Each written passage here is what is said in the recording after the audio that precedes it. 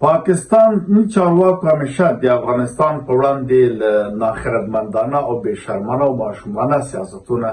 کار اخیستی ده او دې نه ګټه پورته کړې ده. دوی لا تر اوسه هم فکر کوي چې افغانان لا پخواني افغانان لکه د دوی لاسپوڅي بوډاګان لیډران رهبران چې افغانستان ته راتل د هغه په شان باندې فکر کوي هر څوک غولولی سي افغانان. حال دا چې افغانان نن سبا هوښیار سوي دي، په هر څه باندې پوهېږي، لکه څنګه چې نور نړۍ له ټکنالوژي سره ځان اپډېټ کوي، افغانان هم تقریبا په دې نړۍ په چالشونو او پاکستان خو لا څه کېده په ټولو مسایلو باندې پوره واقف دي، پوهېږي چې څه اهداف لري په افغانستان کې، څه موخې لري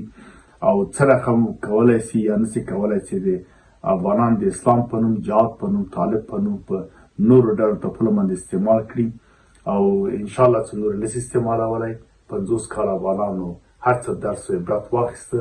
او په دې باندې پوهېږي چې پاکستان څه موخې لري او پاکستان چا جوړ کړی ده، انګلیس او غرب د څه لپاره جوړ کړی ده او څه اهداف په سیمه کې لري، څه پروژې مخته وړي. خپله پاکستان واک اختیار هم معلوم ده، پاکستان یو موجودي هېواد ده چې غرب نړۍ دې ته پروژې ورکوي. نو بنان متاسفانه په خواشینۍ سره چې پاکستان په 50 کالو کې څنګه چې ما وویل د اسلام په نوم، د جهاد په نوم، د نورو ډلو په نوم باندې ځینې خپل لاسپوڅي افغانستان ته راوستلو، کېنه افغانستان یې پرې وران هم کړ، تباه هم کړ، هر څه یې لوټ هم پرې کړل. نو د دغه ضعیف حاکمیتونه چې د پاکستان ګوډاګیان وو، نو پاکستان کولی سوی چې هر څه ملامتي تهمتونه په افغانستان باندې وکړي او د خدای ناخواسته د افغانستان نوم بدنام کړي په نړۍ کې. برعکس خپله پاکستان توریزم مرکز ده او روزونکی ده او غواړي چې افغانستان د توریزم مرکز نړۍ ته وښیي. هر مشکلات چې په سیمه کې جوړ شوي دي دا داسې فکر کوي چې افغانانو دا کار کړی ده. نو د ضعیف حاکمیتونو لاسپوڅونو د پاکستان د لاسپوڅو له وجې نه پاکستان دا جرأت کوي چې په افغانستان باندې اتهامات وارد کړي. لکه اوس هم چې وایي چې 6,000 TTP غړي له کورنۍ سره په افغانستان کې د اسناد نه ارائه کوي او دې خوا د طالبانو حکومت هم چې ګورو په دې حکمه صرف یو خاص ساده اعلامیه ورکوي چې نه نسته او یا دا ده چې موږ کنټرول لرو، دا دروغ ده. مارم دوی نه اسناد په نړیواله کچه د نړیوالو موازینو حقوقو پر بنیاد نه غواړي، یو غوښتی هم نه ځکه دوی مشروعیت نړیوال نه لري، څوک په رسمیت یې پېژني، ځکه دوی دننه په اداره کې اصلاحات نه راوستلي، معیاري سندرد د اداره هم نه لري او حقوق امتیازات د نجونو د افغانانو ته ژمن نه دي، کابینه موقته د اساسي قانون هم نه لري، زعامت ادرس هم نه ده معلوم او همداسې نه غواړي ستاندرد یو همشموله حکومت جوړ کړي چې مسلکي پوه کسان هم ادارې ته راولي. نو په دې وجه باندې نسي کوم غږ پکې، خو بیا هم چې یو نظام چې دلته اوس فعلا حاکم ده کولی شي په زغرده چې نه پاکستان سره اړیکې لري، ډیپلوماتیک اړیکې هم لري او نورې اړیکې هم لري، نو د کولی شي له هغه نه اسناد او مدارک وغواړي په نړیواله کچه چې آیا رښتیا وایي، که چیرې رښتیا وي په دې هکله باندې باید کوټلي ګامونه پورته کړي او که چیرې نه وي بیا نو د خپل هویت او عزت د افغانستان د نوم او تاریخ نه باید دفاع وکړي او دغسې خبرې څرګندوي د پاکستان باید غلي کې په نړیواله کچه باندې نورې پرېنږدي داسې غږ پورته کړي او اعدام او اتهامات دا وارد کړي. بله خبره د کډوالو چې په اجباري توګه باندې کډوال د افغانستان یا افغانان یې راوویستله، دلته باید طالب چارواکي هم خپل کور نه باید له پاکستان نه راوړي او هلته کار تثبیت سي او معلوم سي هر چارواکي کور په پاکستان کې ده، له دندې هم بدلې سي او محکمې ته باید راکش کړل سي،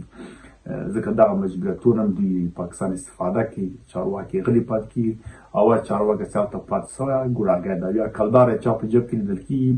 معاملات پکې له هغه د یو بېغیرته د یو خاین په حیث باندې باید مجازات سي،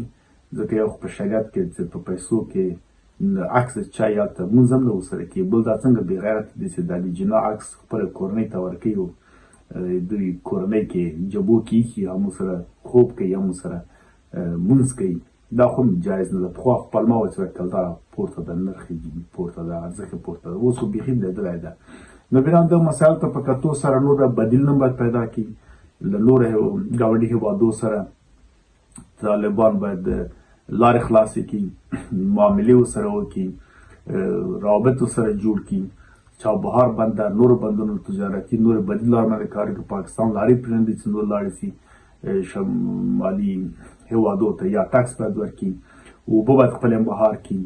کار زمینه مساعده کړي، تحصیل زمینه مساعده کړي نجونو ته او هلکانو ته همداسې د خپلې خاورې که واقعا دوی وایي چې موږ روس مات کړه امریکا ماته کړه ول د پنجاب د اشغال په مقابل کې بیا چوپ دي هغه په بشکه ماته وایي چې دلته بیا په توګه تیار نشي کړ نو خدانو پاټې دروغ وایي یا وایي دوی د برلین دیوال هم چپه کړم از هم تا ته پورته کتی نشي نو بنان طالبان ته پکار ده چې خپله دایه خپلې خاورې د اعداد یې وکړي او که چیرې په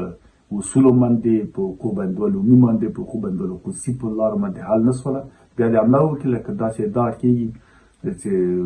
اشغال موږ نه منو دا اشغال هم باید ونه مني دې ته بیا هر افغان ده که بهر کې ده که دننه ده هر چېرته حاضر ده چې یو ځای شي او داسې خپلې خاورې ادعا وکړي له پاکستانه او دا ازاده کړي کوزې خوا پښتانه او بلوچان هم د پنجاب د ظلم نه ډېر زیات ناراضه دي